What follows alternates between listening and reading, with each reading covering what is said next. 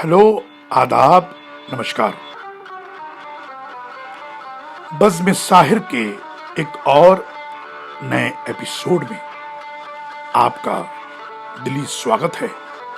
खुश आमदीद। कर चले हम फिदा जानो तन साथियों, अब तुम्हारे हवाले वतन साथियों। हर स्वतंत्र दिवस और गणतंत्र दिवस पर इस गीत का स्कूलों, कॉलेजों और गली मोहल्लों में बजना लाजमी माना जाता है। इस गीत में देशभक्ति, वतन परस्ती और मुल्क पर मर मिटने के जज्बात कूट कूट कर भरे हुए हैं। आइए आज हम बात करेंगे इस गीत के रचयिता, इसके खालिक, जिन्होंने अपनी शायरी और गीतों से जमाने का रुख मोड़ा, लोगों की जहनियत को बदला। जी हाँ, हमारी मुराद कैफी आजमी साहब से है। कैफी साहब का देहांत 10 मई 2002 में मुंबई में हुआ था। बज़्म साहिर इस महान कवि, गीतकार को खराजे अकीदत पेश करती है। विनम्रपूर्ण श्रद्धांजलि।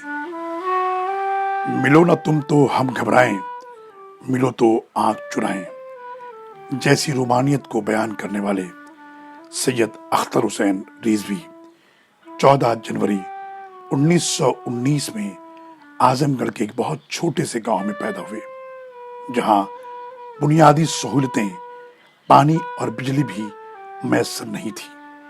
उस माहौल में उनका अदबी मिजाज परवान चढ़ा और उन्होंने 11 साल की उम्र में पहला शेर कहा, इतना तो जिंदगी में खलल पड़े, इतना तो जिंदगी में खलल पड़े, हंसने से हो सुकून, न रोने से कल पड़े।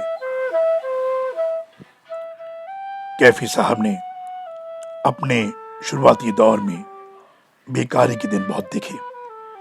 एक पार्टी के साथ जुड़े थे, उनका अखबार निकलता था, उसकी देखरेख करते, जिसका मुआवजा उन्हें 40 रुपए माहवार मिलता।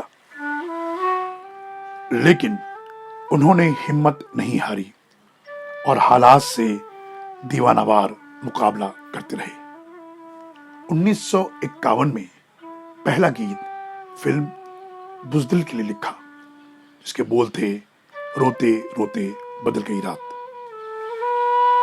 कैफी साहब को बड़ा ब्रेक 1959 में गुरुदत्त की फिल्म कागज के फूल से मिला।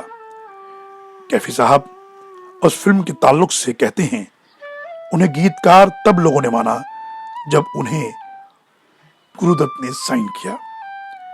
कागज के फूल के सारे गाने सुपरहिट थे, लेकिन एक गाना बहुत मकबूल हुआ, वक्त ने किया क्या हंसी सितम।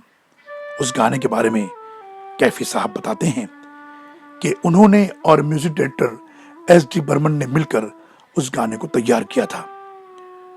वो गाना गुरुदत्त ने सुना और कहा कि ये गाना मुझको दे दो, मैं इस गाने के मुताबिक फिल्म में सिचुएशन बना लूंगा।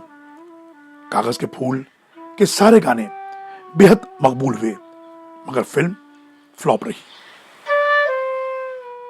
कैफी साहब के फिल्मी सफर को आगे बढ़ाते हुए हम कैफी साहब की उस बात का तस्करा जरूर करेंगे। एक बार कैफी साहब ने अपने एक इंटरव्यू में कहा था कि उस जमाने में फिल्मों में गीत लिखना एक अजीब सी चीज थी। आमतौर पर पहले ट्यून बनती, उसके बाद उसमें शब्द पिरोए जाते। ये ठीक ऐसे ही था कि पहले अपनी कब्र खोदी जाए, फिर उसमें मुर्दे को फिट करने की कोशिश कीजिए। कभी मुर्दे के पैर बाहर रहते तो कभी कोई अंग। मेरे बारे में फिल्म साजों को यह यकीन हो गया था कि यह मुर्दा ठीक गाड़ लेता है, इसलिए मुझे काम मिलने लगा। लेकिन कुछ लोग ये भी कहते कि कैफी अच्छा लिखते जरूर हैं, लेकिन उनके सितारे नहीं चलते। एक दिन चेतन आनंद मेरे घर आए और उन्होंने अपनी फिल्म हकीकत मुझे ऑफर की। तो मैंने उनसे कहा कि मेरे सितारे गर्दिश में हैं, मेरी फिल्में नहीं चलती। चेतन साहब ने कहा कि उनकी फिल्में भी नहीं चलती। देखते हैं कि दो नाकाम लोग कैसे एक कामयाब फिल्म बनाते हैं, और नतीजा आप लोगों के सामने है। फिल्म हकीकत बेहद कामयाब रही। इनकलाबी शायर जनाब कैफी आजमी की कई किताबें दस्तयाब हैं, झनकार, आखिरी शब्द, आवारा सजदे वगैरह वगैरह। लेकिन यहां पर हम आवारा सजदे का जिक्र करना जरूरी समझते हैं। आवारा सजदे के इंतसाब में कैफी साहब लिखते हैं, ऐसा झोंका भी एक आया था कि दिल बुझने लगा। ऐसा झोंका भी एक आया था कि दिल बुझने लगा। तूने उस हाल में भी मुझको संभाले रखा। कुछ अंधेरे जो मेरे दम से मिले थे तुझको, आफरी तुझको के नाम उनका उजाले रखा। मेरे सजदे जो आवारा भी बदनाम भी हैं, अपनी चौखट पे सजा ले जो तेरे काम के हों। आवारा सजदे के पेश लफ्ज में फैज अहमद फैज लिखते हैं, बुनियादी तौर से कैफी का मिजाज लड़कपन से आशिकाना है, लेकिन गनाया शायरी के सतही तकल्लुफात और मसनूई ज़ैबाइशों से कैफी ने बहुत कम सरोकार रखा है। गमे जाना का जिक्र हो कि गमे दौरा का, बोसे लब की बात हो कि बोसे जंजीर की, कैफी बात हमेशा खरी करते हैं। जैसी सफाक और बेरहम जिंदगी हमारे गिरदोपेश में मौजूद है, उसकी बेकमो कास्त मंजरकशी कैफी का मसल के शेर है। न तलखी मजमून से घबराते हैं, न तलखी कलाम से गुरेज करते हैं, न जहर को कंद बनाकर पेश करने के कायल हैं, न कंद की हकीकत से इनकारी। उसके बावजूद कैफी की शायरी जहर और कंद का मलगोबा नहीं है, बल्कि एक मुतवाजन ठहरे हुए, दर्दमंद, फिक्र अंगेज और हसास नजरिया हयात व फन का बलीग इजहार है, जिसमें कोई झोल और तजाद मुश्किल से दिखाई देगा। कैफी साहब मकबूल शायर और बेगम अख्तर मकबूल गजल गायिका थी, और जब ये जोड़ी बनी तो फन के मोती झड़ने लगे।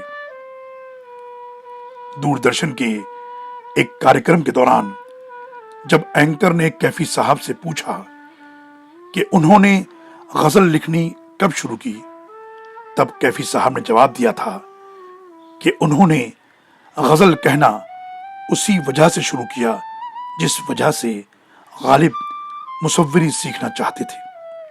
फिर वो बेगम अख्तर की तरफ इशारा करते हैं और कहते हैं कि उन्होंने गजल लिखनी इसलिए शुरू की ताकि वो गजल के करीब हो सके, क्योंकि बेगम अख्तर के सामने गजल सुनने को ही नहीं बल्कि गजल देखने को भी मिलती है।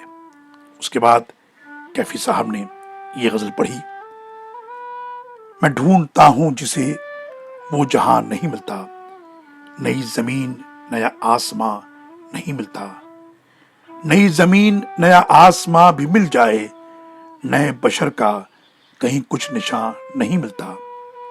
वो तैग मिल गई जिससे हुआ है कत्ल मेरा, किसी के हाथ का उस पर निशान नहीं मिलता।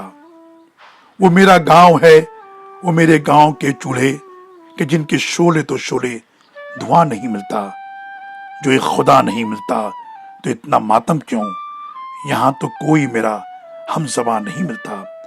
खड़ा हूं कब से मैं चेहरों के एक जंगल में, तुम्हारे चेहरे का कुछ भी यहां नहीं मिलता। पद्मश्री और फिल्म फेयर अवार्ड से सम्मानित कैफी आजमी के गानों की एक लंबी फहरिस्त है, लेकिन कुछ गाने ऐसे हैं जो लाफानी हैं, यादगार हैं। ये दुनिया, ये महफिल मेरे काम की नहीं। तुम जो इतना मुस्कुरा रहे हो, क्या गम है जिसको छुपा रहे हो? झुकी झुकी सी नजर बेकरार है कि नहीं? चलते चलते यूं ही कोई मिल गया था, सरे राह चलते चलते। या दिल की सुनो दुनिया वालों, या मुझको अभी चुप रहने दो। जाने क्या ढूंढती रहती हैं ये आंखें मुझ में, तुम जो मिल गए हो तो ये लगता है। कैफी साहब की इनकलाबी नज़में अक्सर फंक्शंस और प्रोग्राम्स में पढ़ी जाती हैं, मगर हबीब नडियाडवाला और फारूक नडियाडवाला की फिल्म मैं आजाद हूं का ये गीत तो मजलूमों की पुकार और जालिमों के लिए ललकार बन चुका है।